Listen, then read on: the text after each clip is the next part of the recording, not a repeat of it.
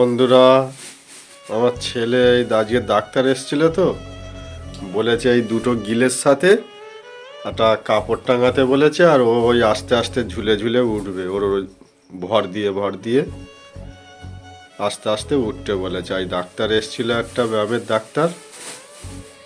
ওই সুখদেব একটু ওঠ বাপ, আস্তে আস্তে ওঠো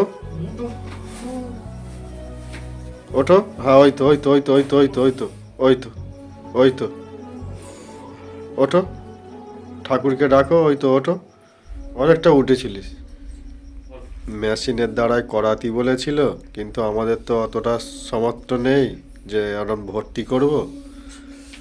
তাই ডাক্তার একটা বুদ্ধি দিয়ে গেল যে এরকম দুটো জানালায় টেনে একটা কাপড় বেঁধে দেবে, দিলে আস্তে আস্তে ও চেগে চেগে উঠবে।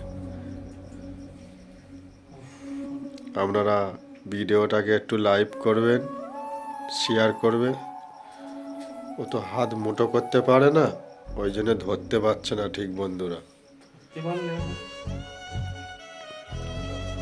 আপনারা সবাই আশীর্বাদ করবো তাড়াতাড়ি যেন উঠে বসতে পারে, হাঁটতে পারে।